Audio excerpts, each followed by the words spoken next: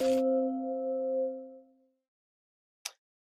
welcome to Blogging Heads TV. You're watching Culture Determined. I'm your host, Aryeh Cohen-Wade, and my guest today is Mike Watson. Mike, could you please introduce yourself? Hey there, I'm Mike Watson. I'm a critic, curator, and theorist of media and the contemporary arts.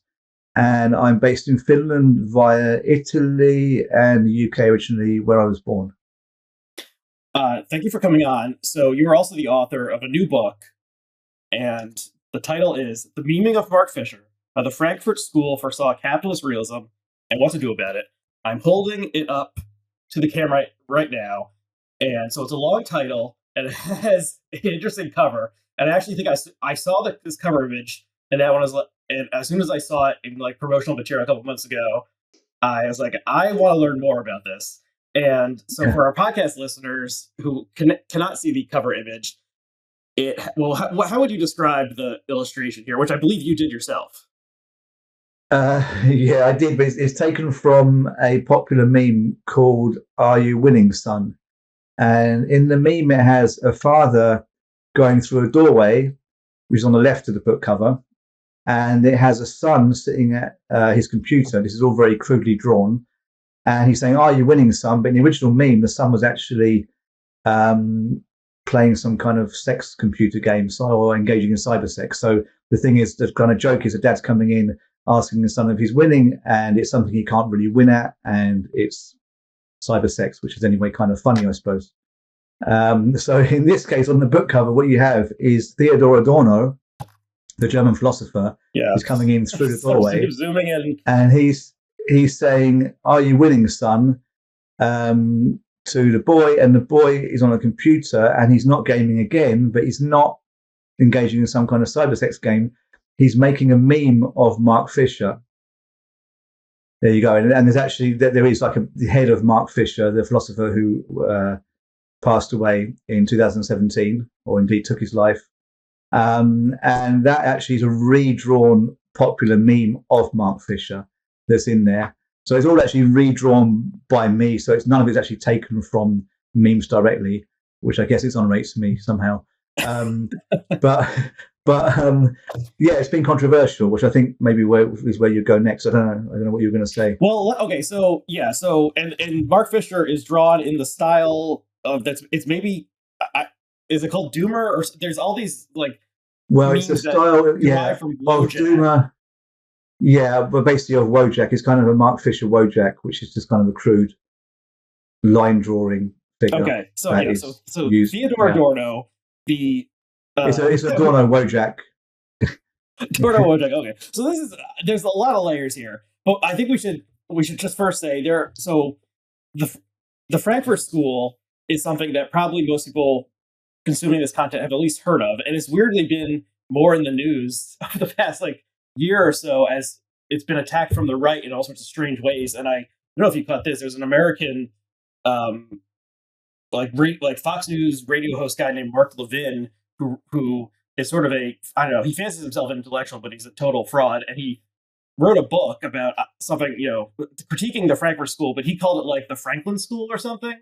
He got it wrong consistently throughout the entire book, and it wasn't copy edited, or whoever copy edited it had total disgust for this thesis, and so they didn't correct it.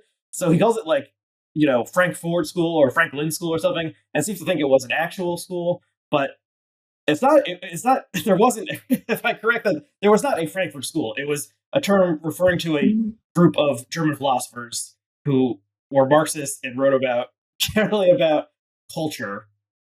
But can you provide an actual definition for people who aren't familiar with? Well, they coalesced around the Institute for Social Research, which was an institute in Frankfurt, but it wasn't called the Frankfurt School, and not everybody who is considered to be in the Frankfurt School was associated with this private institute. But they're a group of German philosophers.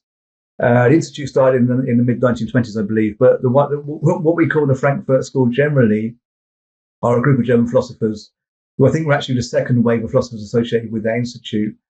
And they include Theodor Adorno, Walter Benjamin, Herbert Marcuse, and Max Horkheimer, those being the most famous four, or the four that are best known and respected.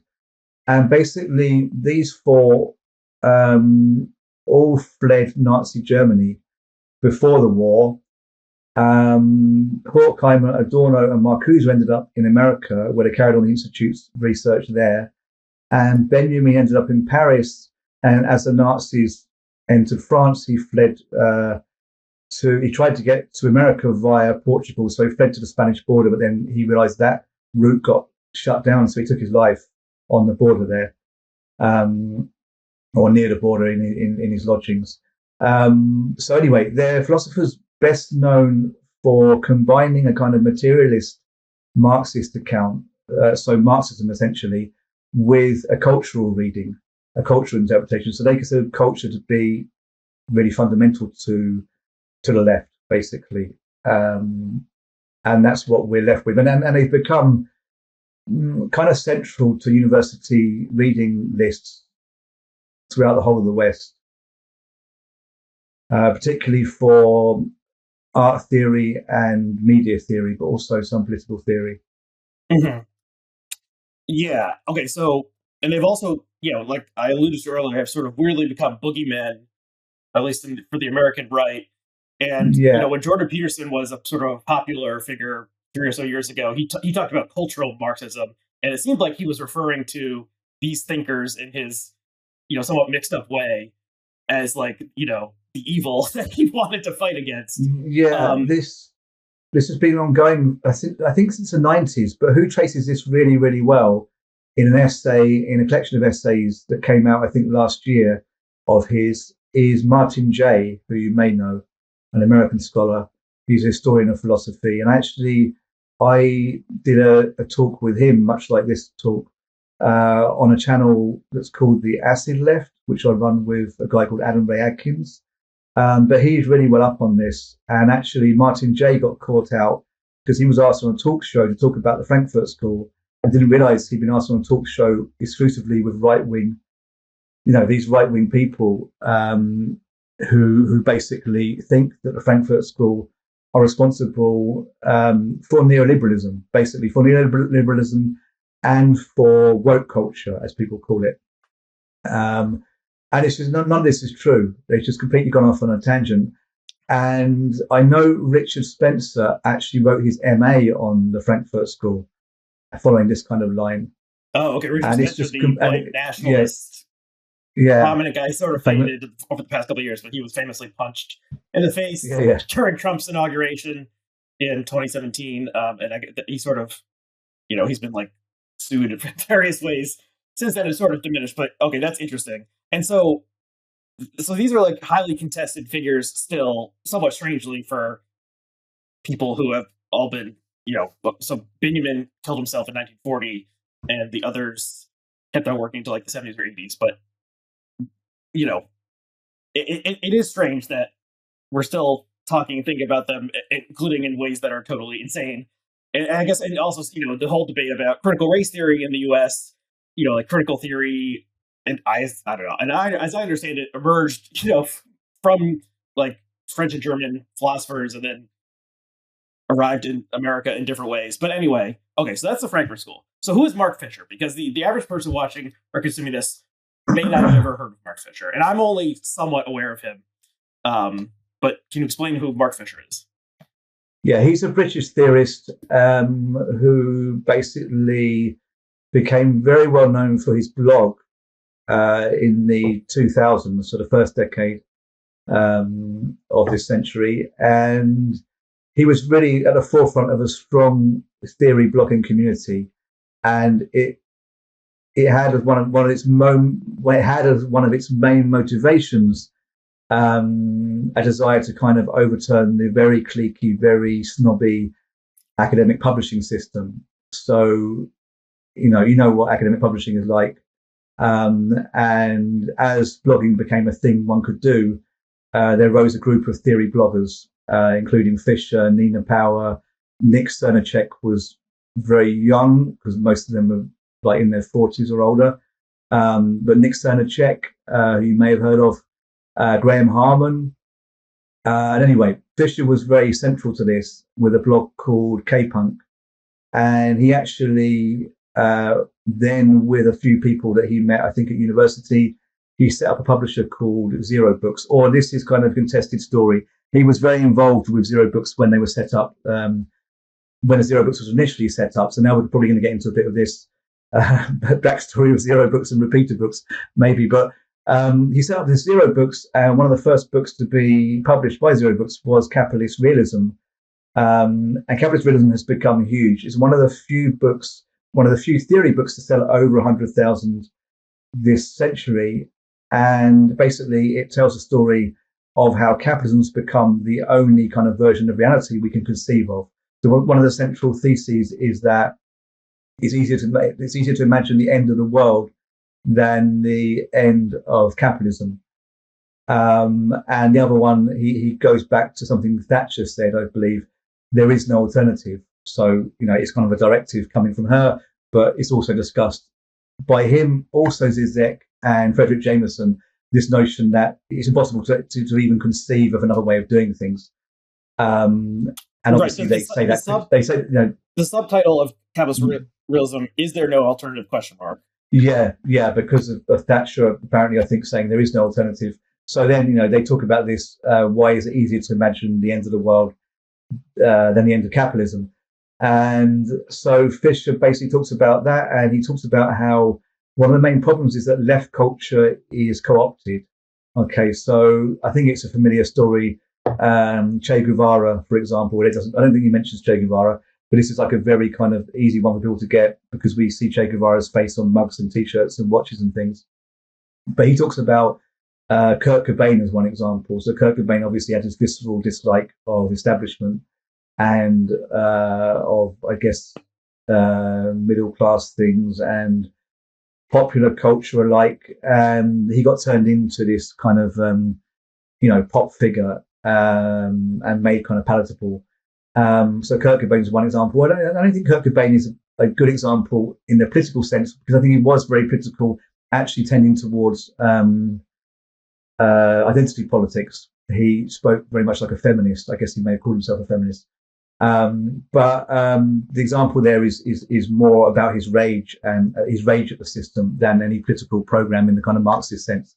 But anyway, Fisher talks about various figures that have been co-opted, and this is very much in the line of the Frankfurt School, who spoke about a similar thing. What I found really interesting is looking at Instagram a lot last year, is the way in which Fisher himself has been co-opted since he took his own life in 2017, tragically. And he has become a meme, basically, on Instagram, on Facebook, particularly. And these memes don't do best justice to his theory necessarily, partly because they're just memes and they have to kind of respond to the algorithm. So to make a meme that's effective, you have to catch people's attention in a couple of seconds. So the book I wrote was partly about that. So I'm responding to a situation in which Fisher's theory is more popular than it was when he was alive. This happens when people die. But, even more popular than one might expect in that light, because he's been memed so much. And this is great because actually the memes do lead people to read him. But on the other hand, they do lead to a lot of kind of quite silly talk around him, so it's balancing those two things out. So the book kind of addresses that, but also puts Fisher in the correct context alongside the Frankfurt School. Although we might choose other people that he's influenced by, like Stuart Home, who I don't mention. But here I mentioned the Frankfurt School because I think that a generation of people getting into Fisher and other left theorists through the internet, maybe, they can be helped by understanding that there's this kind of background in the Frankfurt School. Mm-hmm. And so one of the things you mentioned is that you can buy bed sheets that reproduce the cover of Capitalist Realism, and so then you can have sex on Capitalist Realism, and that's strange, and also is a weird perhaps comment on Jordan Peterson's thing about make your own bed or clean your room as his machine to young men. Yeah. So somebody did make a Mark Fisher bedspread, and then before I think anyone did that, there was a CGI mock-up of a Mark Fisher bedspread. So it was not actually that it's for sale, like no one's producing them en masse, but people have been making them. And I think it was an Instagram user called Jorts666 who first made a Fisher meme with a bedspread, which I have to get right because I failed to mention her in a video on YouTube. So, but it has spread since then. But anyway, there was a meme. There was a meme going around. Basically, the meme was, "Tonight we'll be fucking on the like X bed," where X was like a bedspread like Minecraft. So the Minecraft video game has bedspreads. So somebody made a meme like, "Tonight we'll be fucking on the Minecraft bed." So from that, somebody made a Fisher meme. Okay. And it's just like so inappropriate in a way, him having passed away, him being very timid. Yet there's this meme going about, which has definitely popularized Fisher. So I say in the book, well, look, I mean, he would have laughed at this, probably, but he would have laughed at it like we laugh at it. Like we laugh at it kind of because it's funny, but we're also laughing at it because we're exasperated, like so many things on the internet that feed into the left. Maybe it's the same for people on the right who see right memes. I don't know. But, being of the left, I see this happening in relation to socialist memes, for example, and feeling like, yeah, well, this is all good. And, and it's funny and whatever. Maybe people are getting into left-wing stuff, but you also feel that it's stopping people doing anything really useful. That people are engaging online at a level of jokes, but they're not engaging maybe as activists or what have you. Right. Okay. So did you put this book together primarily during the pandemic, like post March 2020? Because there's a lot of references in here, and it's almost like it seems like you're thinking about like when real life suddenly like went away and people could only interact through their computers. That sort of heightened the I don't know, real life and online life. Like at least for some people, well, sure, it sort of like merged. The separateness sort of merged together because there's no other access to other people aside from through screens and social media and memes. Yeah, I mean, it was put together during COVID, and I was very much feeling the whole situation being a negative one, and for me and for the world, right. And not at all enjoying it, and wondering how things would transpire when we got out of lockdown. And of course, now are we out yet? I don't know. I guess we're not really out. This is a weird thing. There's not a time where we can say, "Hey, we're out. Let's take to the streets." It's kind of staggered. I don't know what it's like there. I'm in Finland, where there's not really a lockdown, but there are some restrictions in place sometimes. I mean, in the US, it's weird. Things are in many ways back to normal. Schools are almost universally open.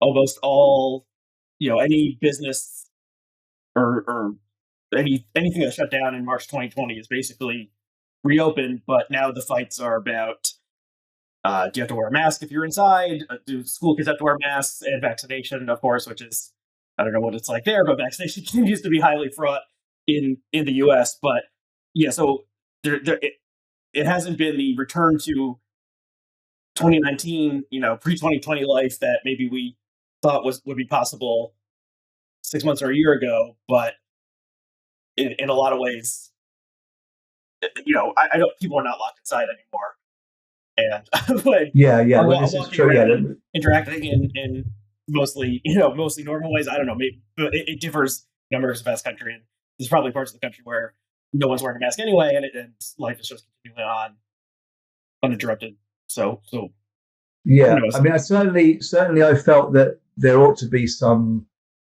mass movement at the end of COVID, but partly because the right wing have been making movements during COVID and the left needs a response. So I was dealing with that a little bit. But this goes back even to the US election and the Capitol, what do you call it, Capitol uprising, or Jan 6th or something. Yeah. I guess that was already in the COVID period, but I mean, it was very apparent there that the right had some kind of alternative movement happening that had not really a cool image, but had an image that was kind of strong in, even in a bad way, with the image of the shaman, the self-styled, what's he called? Yeah, the QAnon shaman guy, who I believe was just sentenced yesterday. We're recording this. Was it? Yeah. Friday, November 12th, okay. and I think he got a couple years in prison. Yeah. Okay. So one thing. Yeah. So you write about QAnon and the Capitol, storming the Capitol, whatever we want to call that. And shortly after that, after January 6th, I did an episode with Daniel Bessner, who is a leftist historian in the U.S. and has writes about foreign policy primarily. But and I put the question to him about how the left was reacting to that event, which, I guess there's some romantic vision on the left that the people will join together, rise, and in a recreation of storming the Bastille or something, they will take power for the people. And then the only group that ever actually did manage to rise and storm the halls of Congress were these deranged, confused conservatives who thought that either the election was being stolen for Trump or that there were children being held in the basement of the Capitol being sexually abused and their blood was being consumed by Democrats to give them special powers. And so the dream of the left of storming the Capitol happened in this totally bizarro, freakish way by a bunch of ragtag, losers, like people who own car dealerships in Ohio or something, and travel to the Capitol led by the farcical, maniacal sociopath who was in charge of the country for 4 years. And so there was sort of the people finally rose up, but it was this bizarre postmodern crazy event coming from the right. Do you have any thoughts on that? Yeah, for sure. Yeah. Yeah, well, that's the thing. I think that, at that point in the book, I look at Adorno and Horkheimer and their book called Dialectic of Enlightenment, which they wrote whilst they were in America during World War II. And there's a chapter at the end of that called Elements of Anti-Semitism. And they look at how anti-Semitism became a kind of a mass thing, a mass movement or mass belief, mass prejudice in Germany. And they talk about the displacement of fear onto the other, and the need for a narrative in times when people kind of miss a story that defines their life. So I think that, the parallels between what they say and how the Nazi Party became so big and the kind of weird mythology behind the Nazi Party and their policies and then what they were projecting. The parallels between that and QAnon are incredible. And I think it really does come down to people feeling lost and needing a narrative, but certain narratives kind of presenting themselves. Here it gets a bit Jungian, but I don't mention Jung in the book, I don't think. I'm pretty sure I don't say Jung's name. But people kind of grasp onto narratives that suggest themselves maybe from within. But, we're fighting to try and put a narrative out there, the right wing and the left wing. But the right wing don't really get a narrative across. They get something else coming across that leads people to follow the right wing. So, the Satan worshipping Democrats who are drinking children's blood isn't the narrative that Trump was pushing or that any of the old guard were pushing. And they wouldn't want to be pushing that. But that presents itself and pushes people rightwards.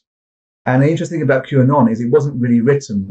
There are such things as Q drops. So I guess you know how this works. That QAnon is supposed to be like this guy who worked for the secret services who started dropping information on the internet. But from there, it started to take a life of its own, take it on a life of its own. And people started kind of writing it and adding bits and what have you.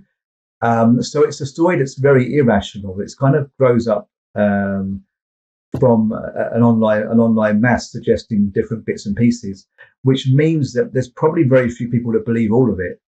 And a lot of people don't believe any of it.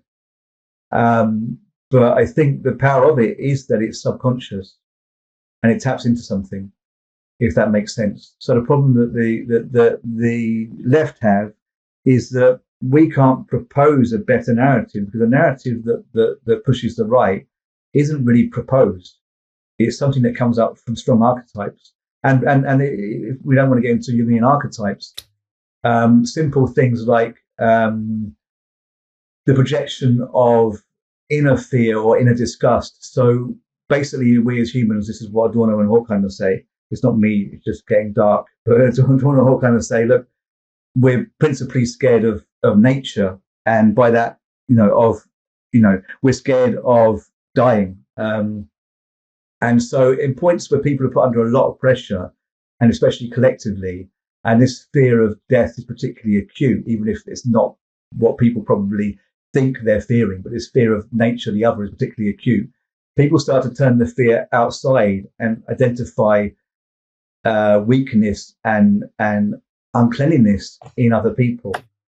So he says basically, or he, by that I mean, I always say Adorno, everyone says Adorno, but it's Adorno and Horkheimer. They said that basically there is a kind of pushing of a paranoia outwards onto the other.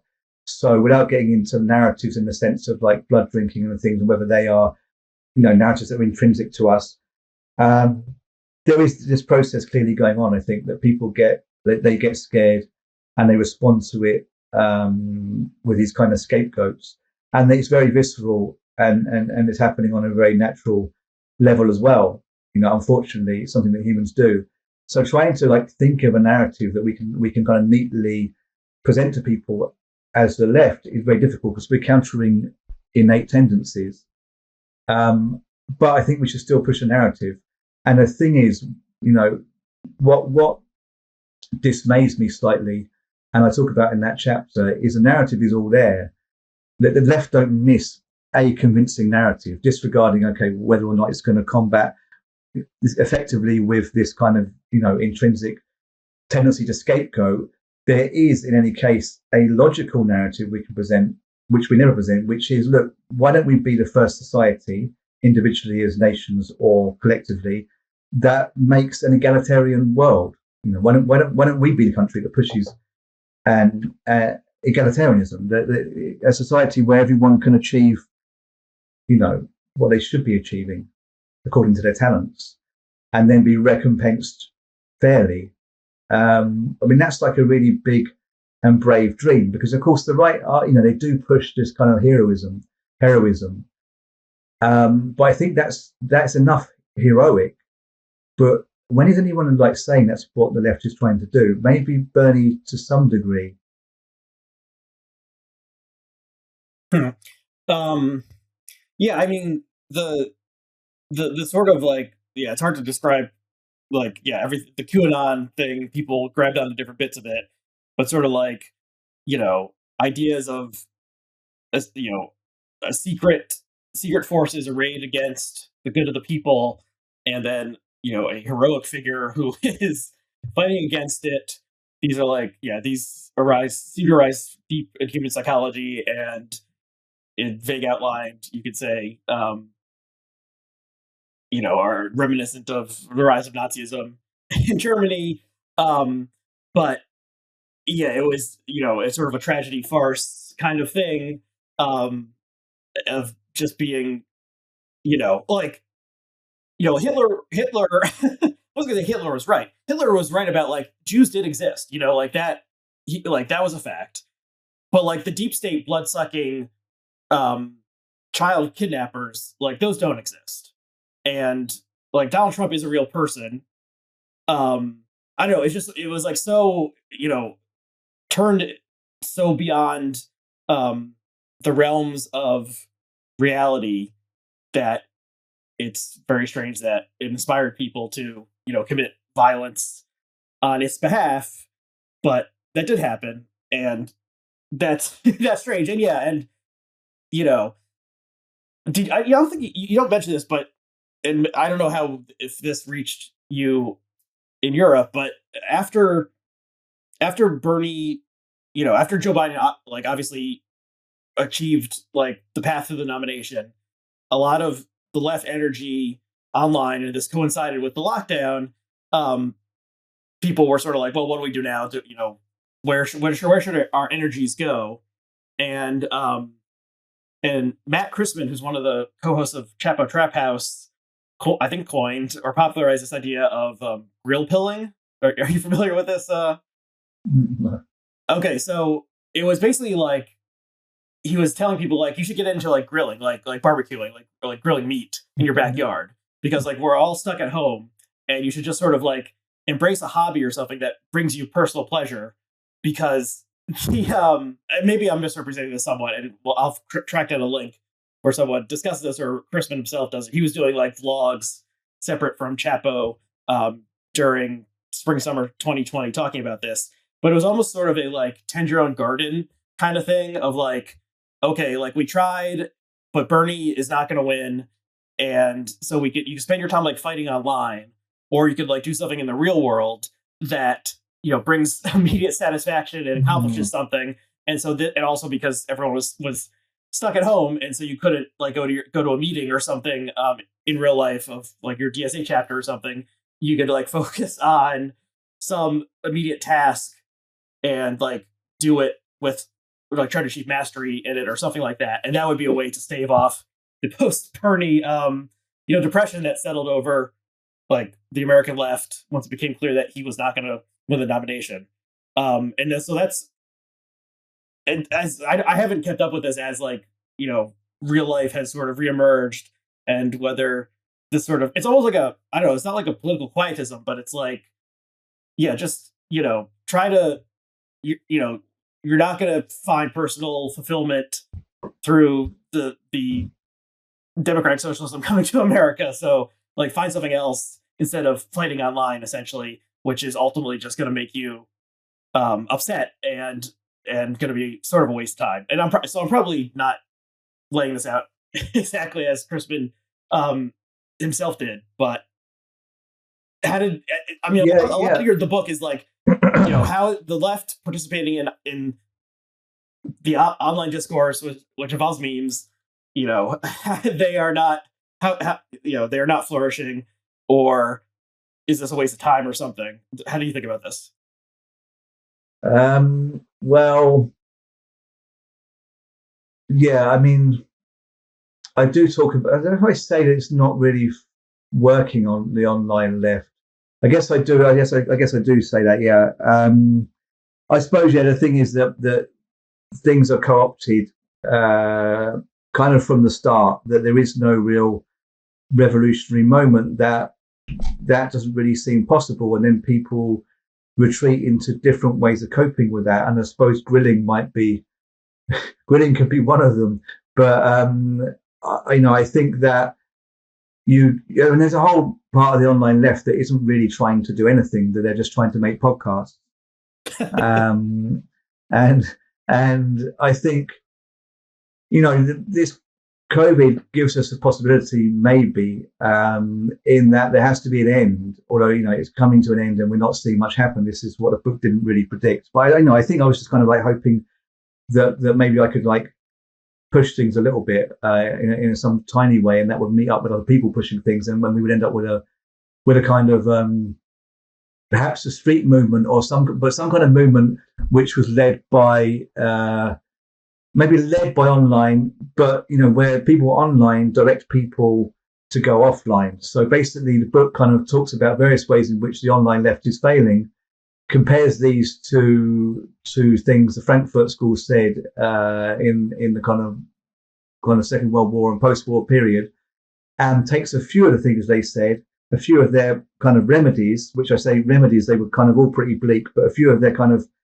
last-ditch attempts or things they say we could possibly try in lieu of any real solution existing.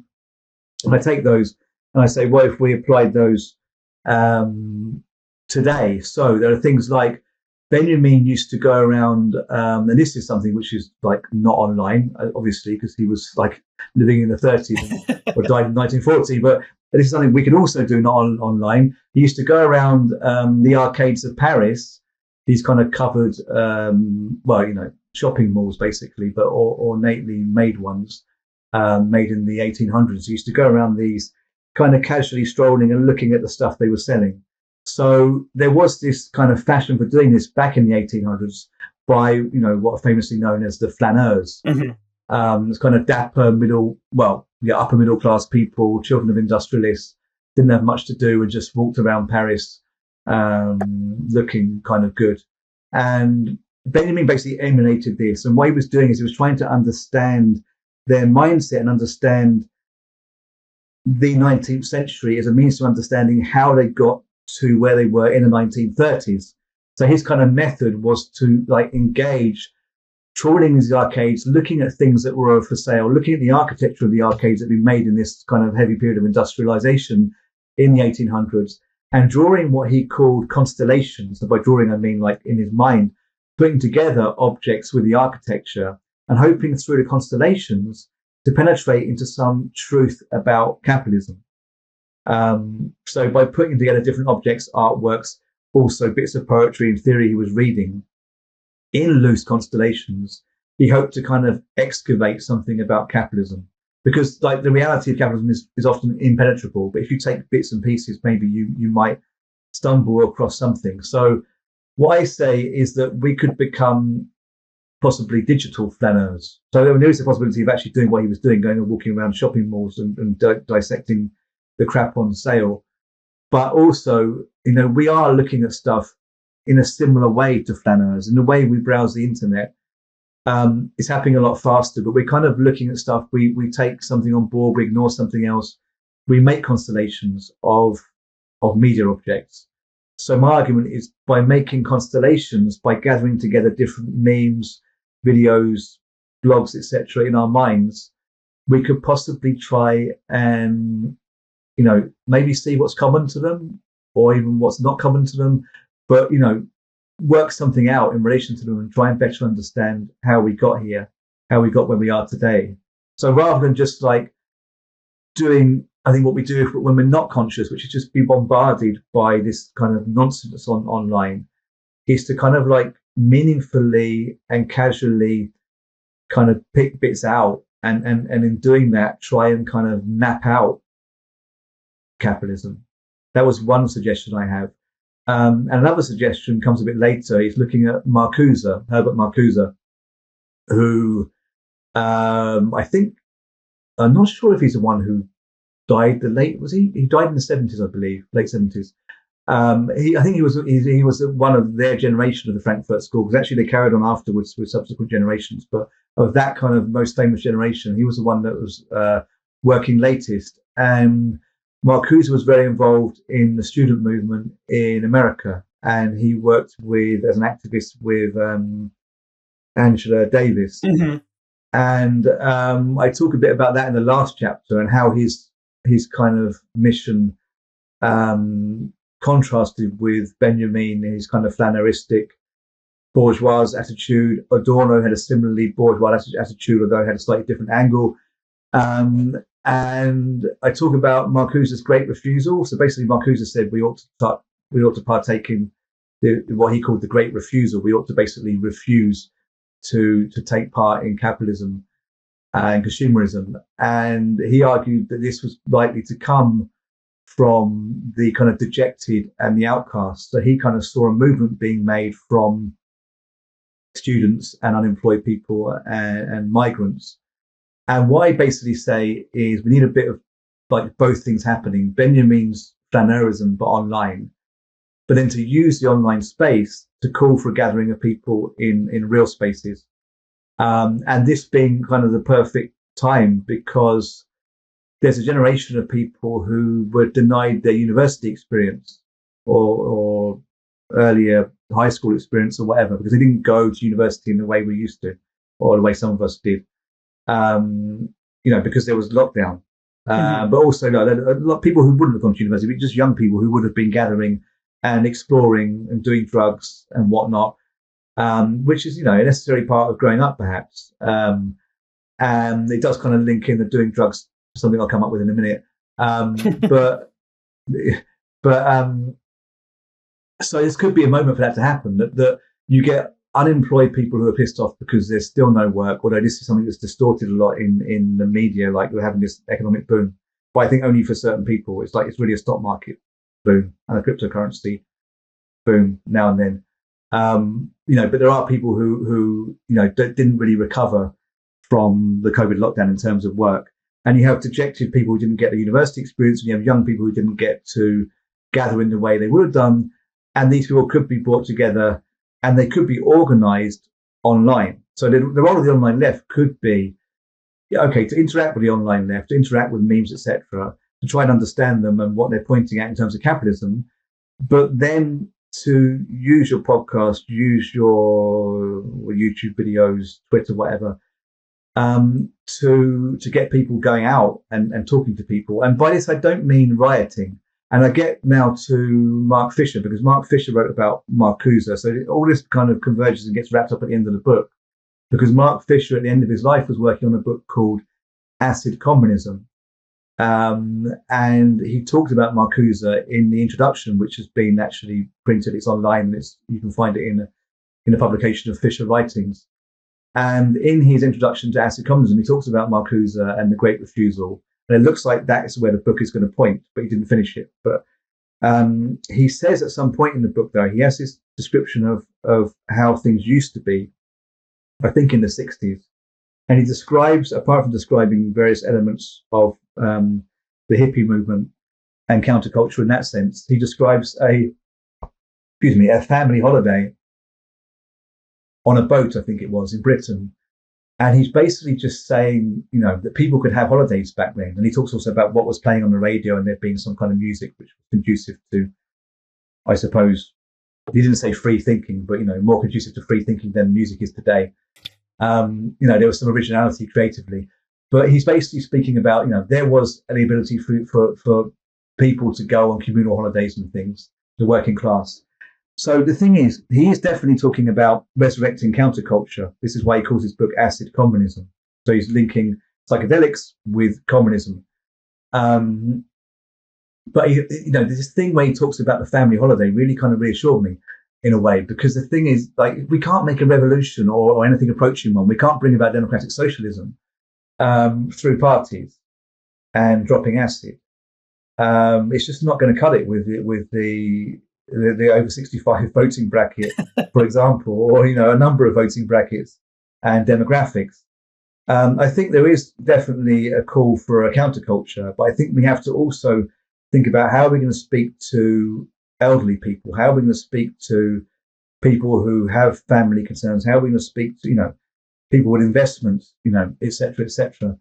I suppose if we're talking about a strong left kind of shift, maybe the people with investments are not the ones we need to convince as much, but there's a certain swathe of society that we can perhaps convince, but I think it needs us to go out and talk to people, to workers, to pensioners, whatever, to students. But this means you need serious organisation. You need people who can go and speak to the elderly and people who can go and throw rave parties. They're not going to be the same people necessarily. But we have got potential to organise these people online.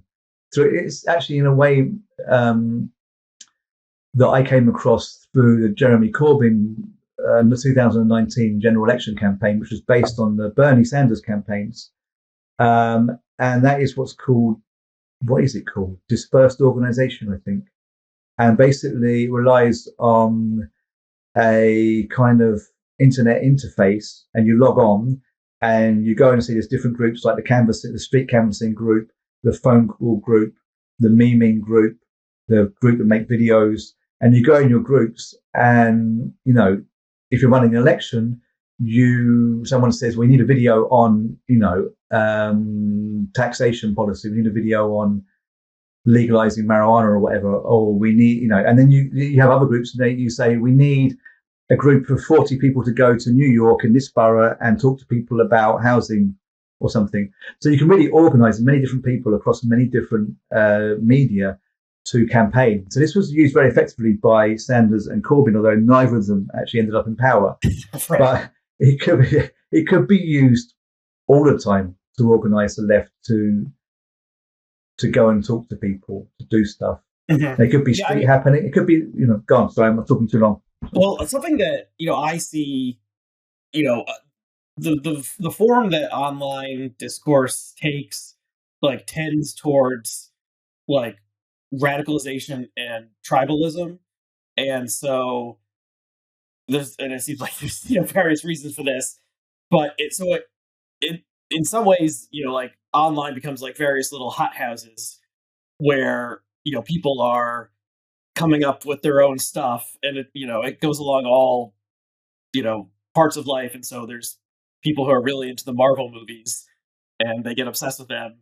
And then like if there's a bad review of the Marvel movie that comes out in the New York Times, they get all exercised and they send like mean things to the reviewer and stuff like this. But it's just like there's a move towards extremism, but also sort of like existing in your own little sphere. And then when you try to move into a different sphere or something in the real world, it suddenly seems like, oh, all these people are kooks or something. And so QAnon would be one example of this people talking to each other and coming up with these crazy theories. And then when it crashed into real life, it was this total disaster of people dying at the Capitol and people in crazy costumes, and to the vast majority of Americans, it looked like the insane asylum had been emptied or something. But all these people at the time thought they were doing something good and working towards the the greater good of the world. And similarly, like there's you see people, and I am not a leftist, but I have observed some of these people online at least, and you see people who are like guillotine the rich or something. And then when the normie like sees that, they're like, what the fuck is this? This is insanity. Whereas in the little subculture that people have developed, it's like, oh yeah, everyone is for cutting the heads off of the capitalists and the oligarchs.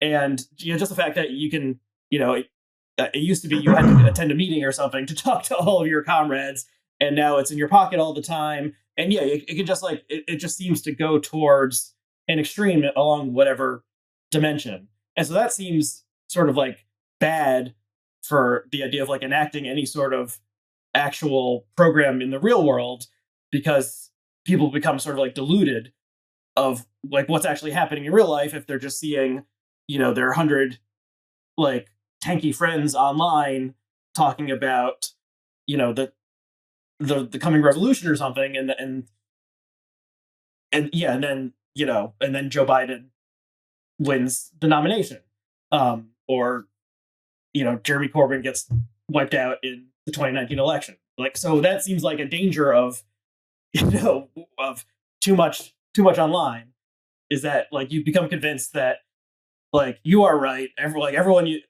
everyone is going to agree with this great idea you've had, and then it hits the real world, and it fails. This is totally true. Yeah, I mean, I think the move towards tankies, or the far left communists making memes and just very extreme statements on platforms like Twitter. I think that was led partly by how far right the right wing became, and the way in which the swastika started to be a thing that people could use, right? As an image, as a symbol, but often in memes. And that led to this kind of response that, okay, so we'll start using the hammer and the sickle. And I don't think it's going to work at all. No, I think you just end up, creating a worse conflict like that. And yeah, I mean, we need something more subtle, but I don't think necessarily somebody needs something less extreme. But I think this is where this acid communism thing is appealing in a way. Although I think that the term, this is Mark Fisher's term that he came up with, as I said, before his last book. The term is risky because it has acid in it and it has communism in it. Yeah, those are two strikes right from the beginning, I would say, for middle America, at least. Yeah. I mean, Fisher says that the acid needn't be LSD. It can be acid, as this corrosive substance. So it's like this communism that corrodes structures. So I think the point, either way, with the acid as LSD or the corrosive substance, is it counters communism as this kind of state system, as this totalitarian system. So it's no longer that type of communism. And the communism kind of counters the part of LSD, which is just kind of people, going off their heads. So maybe that could keep them on track. But, I think it recognizes the need for a movement that's kind of extreme, but extremity is maybe in addressing how capitalism's bent our minds so much that the reality isn't real anymore. So, we almost need an abstraction to take us out of that. And, in a bit like in maths, a plus is a minus, or a minus, or both, isn't it? Minus and minus is a plus either way. That you can take the abstraction of capitalism and counter it with more abstraction, and then somehow maybe something clicks in place that's actually real. And this is actually very Adornian. Theodor Adorno of the Frankfurt School basically said this, that we need to counter the abstraction of capitalism with more abstraction. And by abstraction, he meant like the numbers game, that everything has become a number, that we all have kind of a wage value. And that's an abstraction in itself that takes away from actual lived life.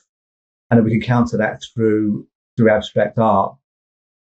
And I think, and you sort of compare that to like absurdist memes, or as I think there's something there, some parallel. Yeah, I think there ought to be an absurdist meme trend, and also a meme trend that slows us down. So I talk about in the book slow memes. So I think slowing down would already be a counter to capitalism. I think the infrastructure of the internet is still brilliant. I think the internet is still like the best and worst thing that ever happened to us. And you can probably relate. I mean, I'm in my early 40s, so I remember when, in the 80s and 90s, before the internet, we were just kind of sitting around. I mean, me being very young, I used to go and play, football or with my toy cars or whatever, but, other than that, we were just watching walls or watching the TV. And then you get this internet thing where you can do anything, and you can so easily find like a book you want to read. So suddenly Das Kapital is at your fingertips, for example, or whatever else you want. So it's opened up so much for people, but obviously it's very restrictive as well. And the speed at which it's working is making cogent thought very difficult. Right. Even for people whose job it is to have cogent thoughts, I mean, there aren't very many academics that haven't been affected, and the ones that haven't been affected by the internet, I think, don't have anything useful to say because they're clearly not in touch with reality.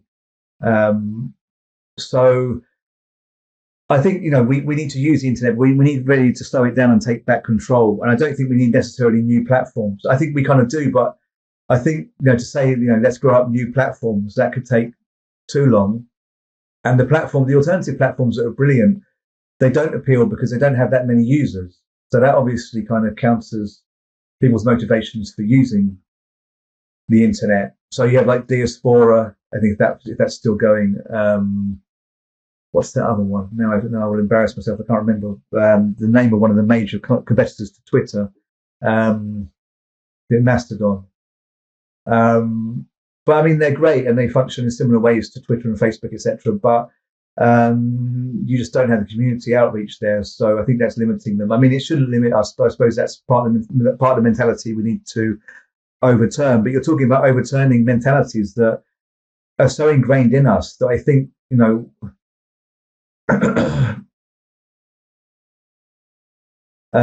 I think that people are still going to be driven to the big platforms. But I think what we have to do is we need to use the big platforms differently. I think there's nothing to stop us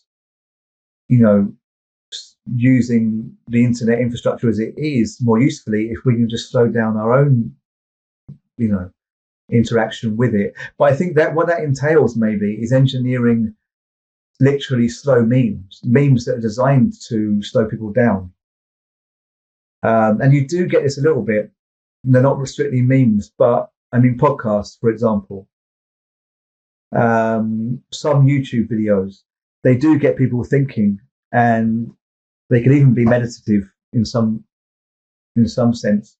So I think there is some hope out there for a kind of use of the internet. Yeah. Yeah. I mean, now I forget why I said that. Well, I think, I mean, it's interesting how podcasting, they're like, it seems like conservatives sort of dominate on YouTube and liberal leftists sort of dominate on podcasting. Maybe not dominate, but like have, it's not 50-50 in either genre. And the podcast is, it's sort of inherently slower if you want to listen to the whole thing. You can speed it up, but they're usually longer. And they also, it's hard for a podcast to go viral, or at least an individual episode of a podcast to go viral, because like things go viral when you can just like in a snap understand what it is, and then you like react to it by retweeting it or sending it to someone else. And it's harder to get that from a podcast because we've been talking for almost an hour already, and it the emotional jolt or something that is provided by a meme or an image or a video, or or just a video of some crazy thing happening on the street, like someone slapping someone else on the street. That sort of thing goes viral because you can understand it in a split second or something. And you can't with podcasts. You generally can't. YouTube is somewhat different, but I and also the fact that podcasting is much more distributed and sort of like, so anyone can do it, and there's no central, like the Apple podcast thing is store or whatever is sort of like the equivalent of YouTube, but you don't need to go through that, and anyone can start a podcast using like RSS feeds and basic tech, really simple tech, and do it themselves. And so it's not like Facebook, where everything is ultimately controlled by Mark Zuckerberg, or YouTube, where it's owned by Google or something. It is possible for stranger stuff to bubble up and get some amount of attention, but it's hard for something to really, really like dominate in the way that some image or something can dominate for a couple days on social media. Well, for sure, yeah. Okay. You mentioned, so there you have a chapter about Benjamin's, I guess, most famous essay, which is a work of art in the Age of Mechanical Reproduction. Is that the title? Yeah. And good. So he was writing when like photography and maybe like photocopying or reproduction of images was what he was writing about. And now any image can be replicated infinitely at zero cost. And so not only is like the aura, or whatever word he used, gone from the image, it's like you don't need a printing press or something to copy anything. Anyone can do it. And it's sort of, I don't know if you mentioned NFTs, but that is sort of interesting as a weird like counter move to somehow claim insert uniqueness back into, even though it seems really dumb to me and probably won't work as just sort of a scam from my perspective. It seems like an attempt to reinsert single, like the unique and the single, and like some sense of ownership into the digital world, where everything, anything could be bootlegged or copied or distributed endlessly without anyone getting paid for it. I don't know. How do you see those things interacting? Well, I mean, Benjamin's work of art in the Age of Mechanical Reproduction obviously is an essay that's on a lot of reading lists, and I think people think they know it. And I'm not saying they don't know it, but I think the thing that people pick up on is this aura. So Benjamin said that artworks have an aura, that they have something special about them that goes in addition to their just being like a thing. Okay, so he doesn't say the Mona Lisa, but I always say the Mona Lisa as an example. But take the Mona Lisa as an example. The Mona Lisa is not simply, this piece of board with a painting on it. It has some kind of, something that goes beyond its material components. And Benjamin basically says that in the age of mass reproduction, and by that he means of, prints, magazines, postcards, films, photos, etc., things lose their aura. So the Mona Lisa is no longer special because we have so many copies of the Mona Lisa, postcards, biscuit tins, T-shirts, etc. And okay, so that's super important. But actually, that's just the very beginning of the essay.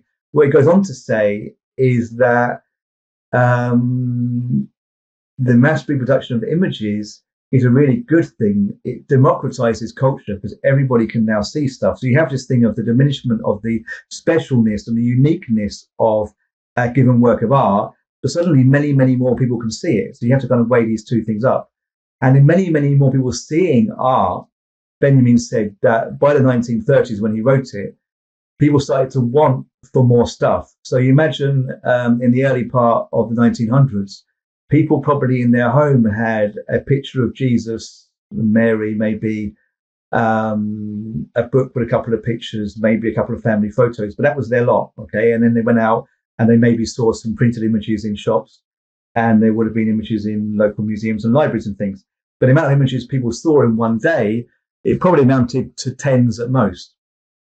But suddenly people were seeing much, much more. Okay, suddenly they were all seeing at least tens of images a day, and they started to be encouraged to want the things in the images, to kind of desire more wealth.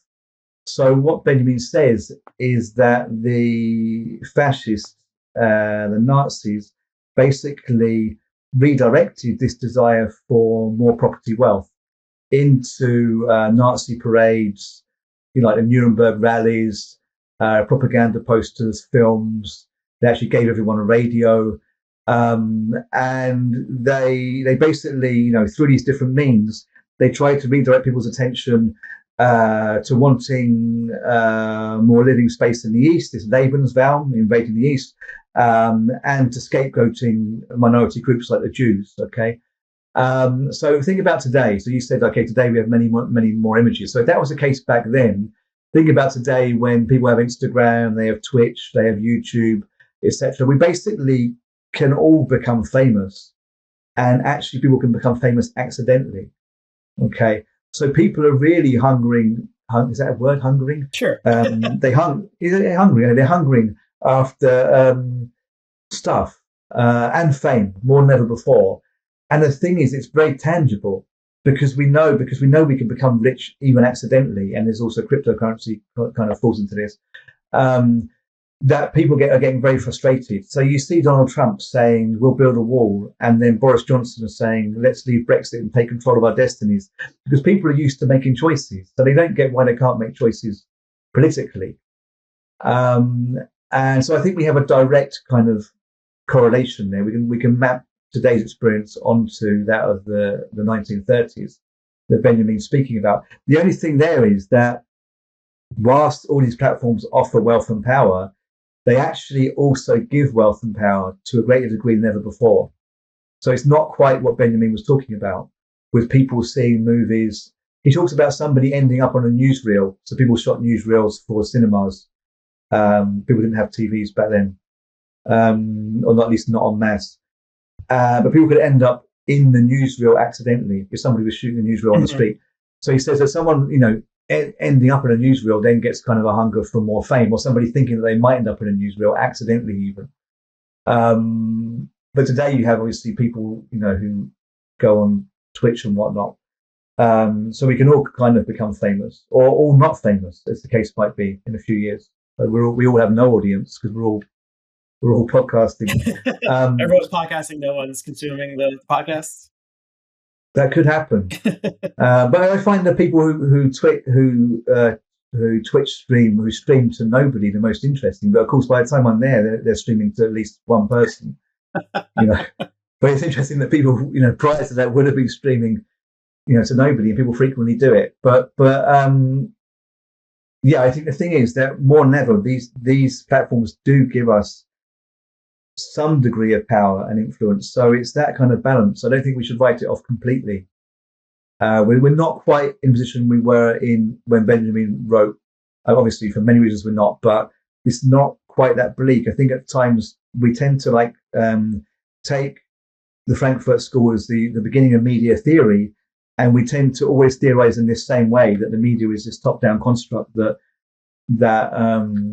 is used to brainwash us. And then we had this golden moment of the internet in the late 90s when we all thought it could lead revolutions, even up to the Green Revolution, the failed Iranian revolution in the first decade of this century. There was that kind of thing where we could do anything, but it didn't last that long before we found out that the table had been turned again, and the elite run the internet, and they basically use it in some ways to confuse us. Because there are all these messages coming at us, we can't make any kind of narrative to counter the elite. But that's not the whole story. There's clearly something else happening. Like we're talking, for example, and I think we have to balance these two things. That it's all there to play for still, but it does depend on us using the internet to get speaking to people in real life. Mhm. I say as a leftist, but you say you're not a leftist. But I guess there's still things you want, good things you want. But I don't think you're a QAnon. No, I would say that's a false choice. Yeah, I mean, I don't know. I've had my politics have shifted somewhat, as many people's have over the past 5 or so years. But yeah, I wouldn't call myself a leftist. But yeah, but there's obviously like a universal desire for human connection, and a lot of and that can be channeled into positive or negative means. And it seems like like I'm reminded both of there was when people started talking about NFTs as like this collectible thing 6 or so months ago. There was an article in the Times where it's talking about like the initial NFT image thing, and it was like these penguins, and get a picture of a penguin with a a baseball cap on or sunglasses or something, and for some reason people are attracted to this. And so the author of the piece, bought one of these so he could like enter into like the Discord channel or chat room or something, and it seemed like so people were like having fun trying to get the one who has the special hat, the penguin image has the special hat, but also it seemed like they basically were like just desperate for community, and it was like bringing people together, and they were chatting about their penguin stuff, but also whatever's going on in their day, and the community aspect of it was sort of hidden because you had to pay to get into the club.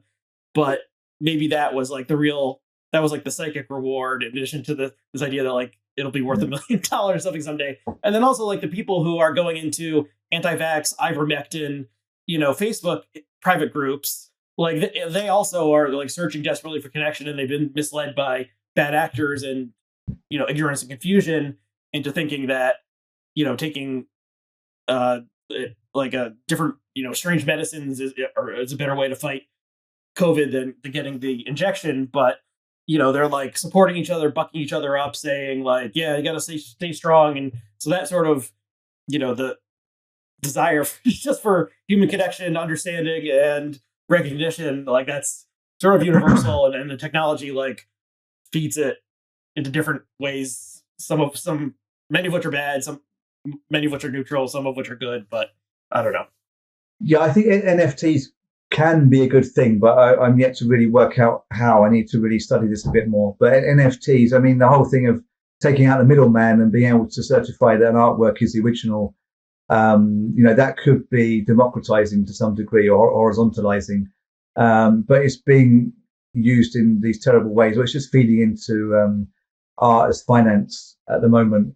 But that's how we're hearing about it. But I think, when NFTs come into their own and this starts getting used for all kinds of different reasons, like this this thing that is, the tech that means that you can say that this one thing is the one original thing. Mm-hmm. That will have so many uses.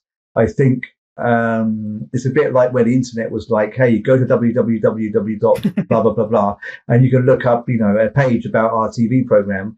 And we were like, this is what the internet will be. And it became something completely different. I think NFTs will kind of explode in that way. So I think we've got a long way to go to understand really what will happen. The same with crypto as well. I don't think we really know what crypto will achieve. Yeah, it's hard. I'm skeptical of that whole world, and I guess I'm skeptical of most things, but it's obviously early days of that. And I don't know. I mean, the fact that like the like art that NFT collectors seem to be trading is all like these bad like line drawings of different animals wearing different like hats and sunglasses and stuff, and like so it's like even calling this art is is a stretch. It's like kitsch crap or something.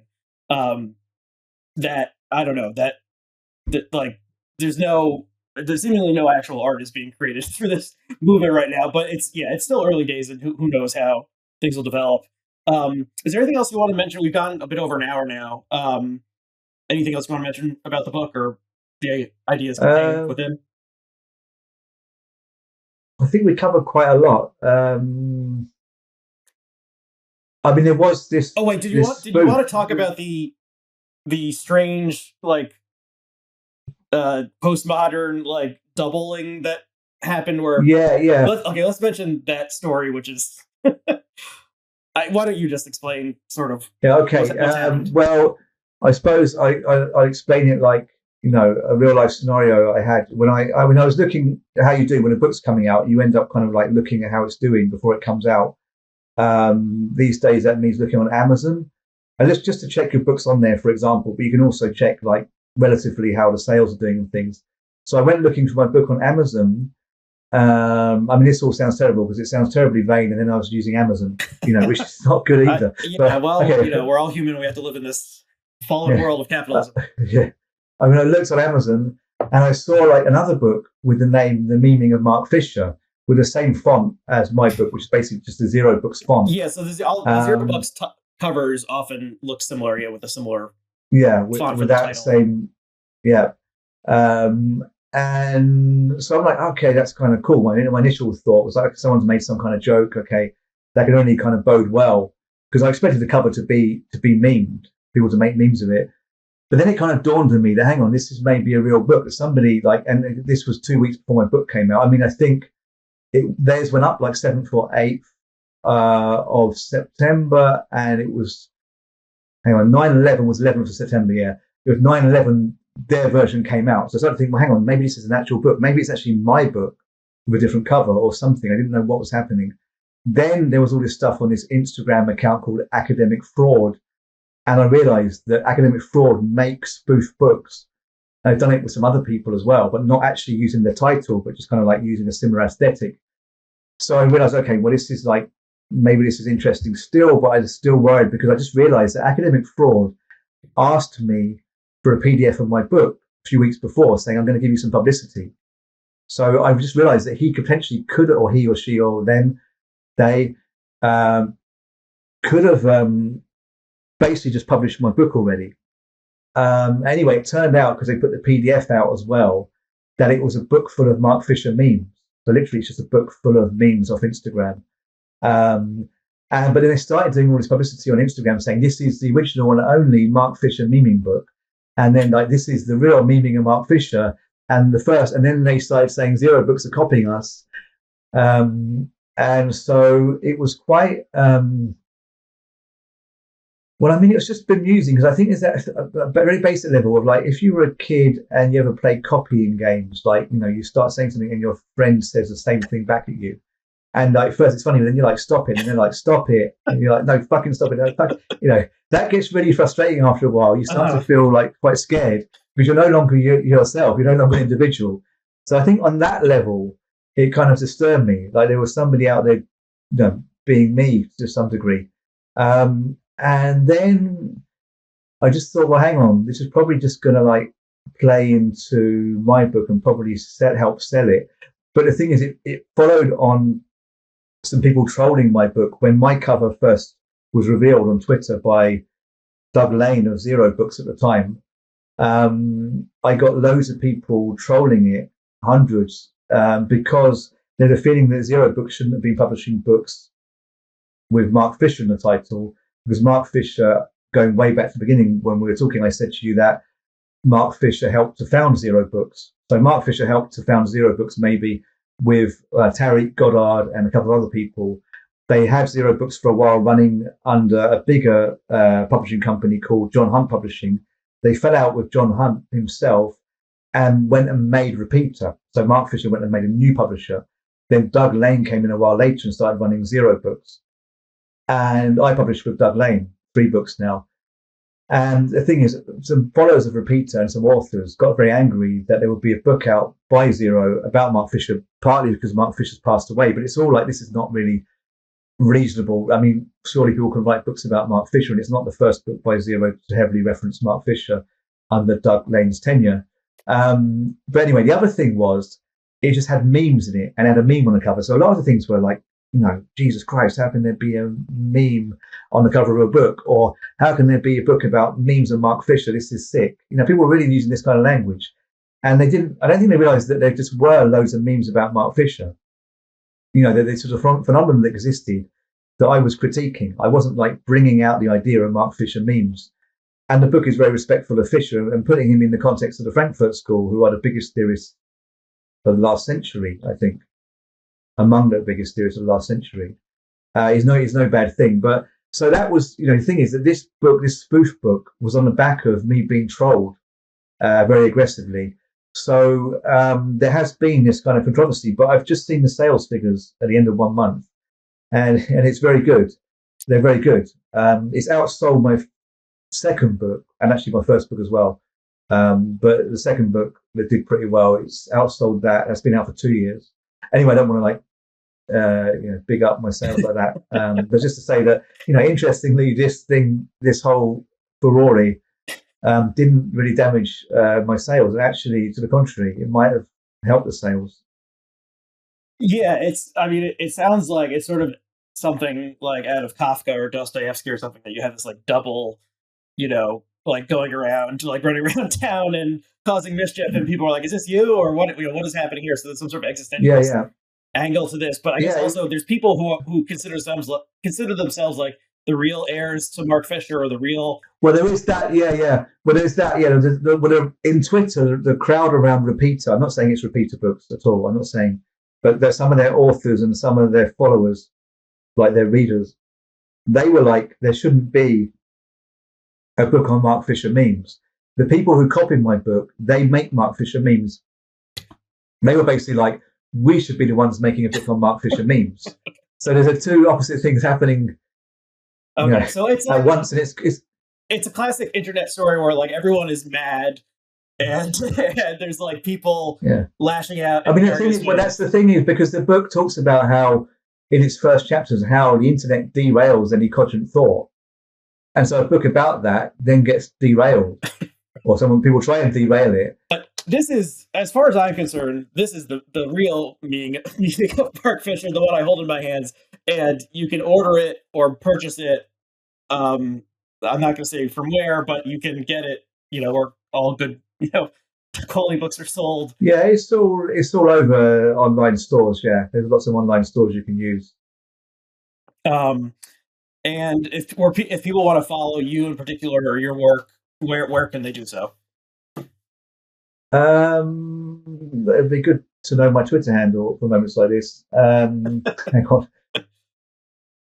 1 second, because Twitter's a good place to find me. And I have this platform called the Acid Left. So you look up the Acid Left on YouTube. I'm not a big advocate of psychedelics. I don't actually do drugs for a long time. That's true. But anyway, we have a project called the Acid Left, which obviously ties in with acid communism. So there's a YouTube, there's the Acid Left on Insta, so literally the Acid Left on Insta. And then my personal Twitter is @_left aesthetics, @_left aesthetics. Okay, and those links to those things will be below on the Blogian site. And people can also follow me, RACW on Twitter, and this is, I recently spun off my YouTube channel, and just a day or so ago, I was able to get like the unique URL. So now if you do like youtube.com/culturally determined, that will bring you to the page where all of Culturally Determined will go going forward. And I guess that is sort of like an NFT or something, because I'm the only one who has that URL, and it's not just a string of numbers and letters and so forth. But yeah, and so subscribe there if you like this kind of material. Smash that like button, whatever you want to do.